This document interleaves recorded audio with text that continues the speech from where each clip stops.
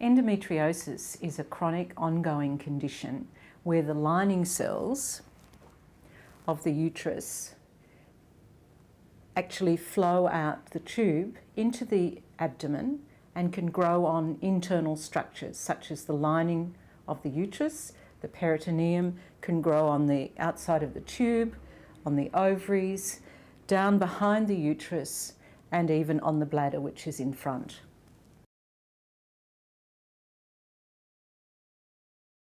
It occurs in about 10% of women, and it can present as young as 12 and can present even after the menopause in women who are taking hormone replacement therapy. In other words, it's a condition that requires estrogen. It requires our female hormones to cause this to grow and develop symptoms.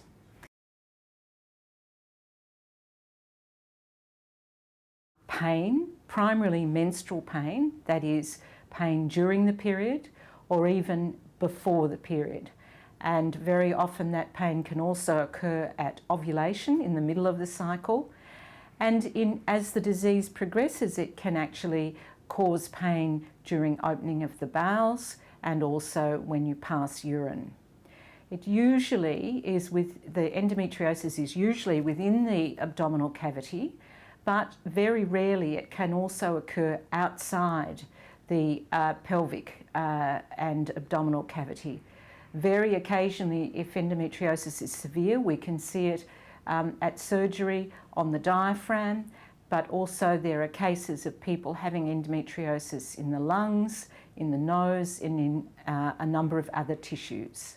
The other symptoms of endometriosis are changes in menstrual cycle. So some women will notice that their periods in fact get much heavier, they can become irregular, they may get more clotting, and they may sometimes get spotting or bleeding between their periods. The other area where pain can occur is with sex. So many women will notice that they have pain deep inside their vagina, at the top of their vagina, and that at times intercourse becomes so painful that it's impossible to have. Women may present with endometriosis when they go for investigation of infertility because they're not able to get pregnant. Other symptoms can be bloating, tiredness, anxiety, depression, loss of productivity by having to take time off work or study, either at school or university. All of these symptoms then lead women to feel that they're not functioning well and that actually nobody's listening to them.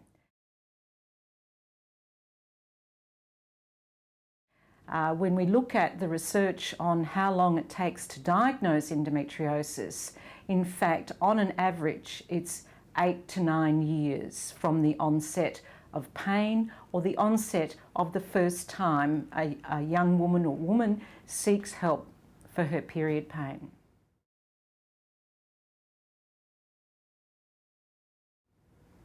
That raises the issue of, is period pain normal? And the answer is that if period pain impacts on quality of life, that is, that you have to take time off work or school, then that is not normal. Unfortunately, in our community, both amongst health professionals and in the general community, we believe that women have period pain and that's their lot in life. And that is not so. When we look at the women who have been diagnosed with endometriosis, most of those women will say that their pain started before the age of 20.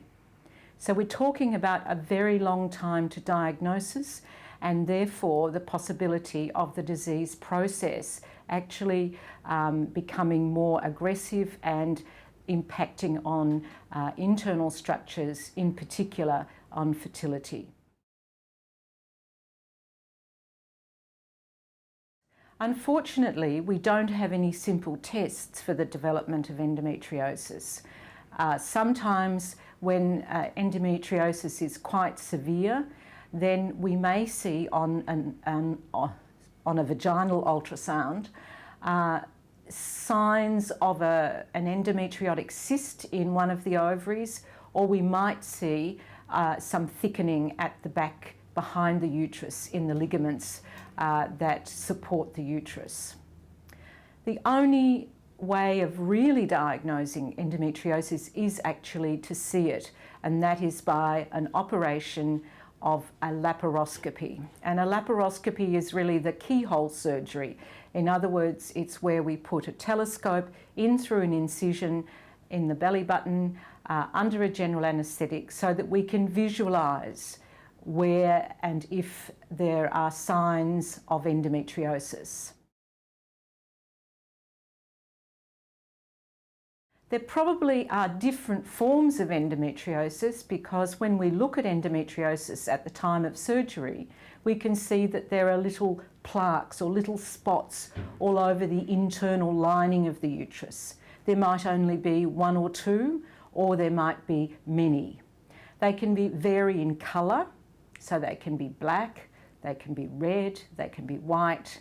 But what we do notice is that blood vessels grow into these little plaques, and that is the way in which the body keeps those plaques of endometrial cells, the lining cells, growing, and therefore that produces some of the symptoms. We also know that there are nerve fibres which grow into these little plaques, and that may be one of the reasons why women have period pain, or they have pain with endometriosis. When we see the endometriosis, it can just be surface, or it can actually burrow into the ovary, causing a cyst. So if we've got the endometriosis starts on the surface and it forms like a little plaque, and then it invaginates itself. It's not actually a cyst in the ovary, and where it starts to invert into the ovary and push the ovarian tissue away, that's where it sticks onto the lining of the inside the peritoneum. It can also cause scarring and adhesions where organs will stick together. So we might find that the ovary will stick down against the lining on the pelvic wall, and that will cause the ovary, when it ovulates, to cause severe pain because the ovary can't move freely. So there are many ways in which endometriosis can be visualised inside the belly when we're doing a laparoscopy.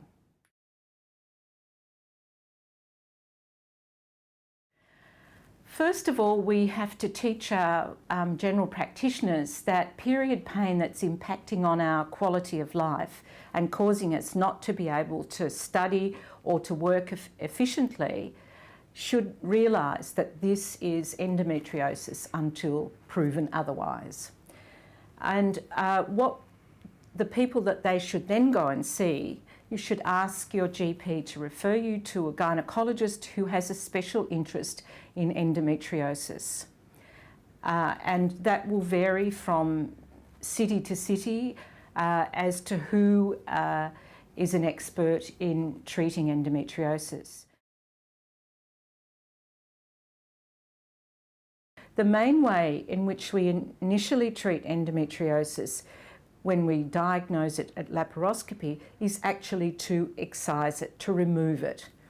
That's been shown to have the best possibility in women who have infertility, that will increase their ability to get pregnant by excising the tissue. Now, we may find that the inside of the pelvis, the uterus and the ovaries and tubes may look perfectly normal. They may be functioning perfectly normal, but there may be still endometriosis. And it would seem that we still don't know, but there is a possibility that there are some substances that are released from those endometriotic plaques inside that somehow interfere with the ability to get pregnant.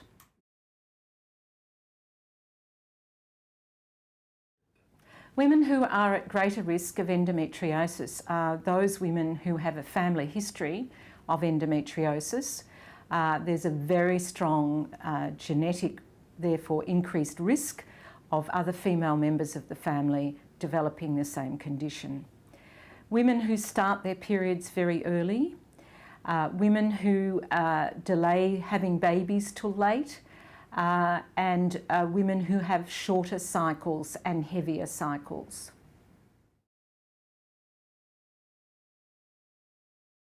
The management of young women in adolescence is at this point in time slightly different, because we believe that there's a range of presentations of endometriosis, and they may also develop and have a different symptom complex, particularly in the young women. What we would initially do is to trial these young women on the pill to try and stop their periods by taking the pill continuously, and hopefully that will lead to a situation where those endometriosis cells that are growing inside the pelvis will actually start to die off and disappear. We would do that for a number of months, and if that was successful in reducing pain or even stopping pain, then we would continue that perhaps until the young woman has finished her schooling in particular, and then see how she's presenting and whether or not the pain is ongoing and requires further investigation.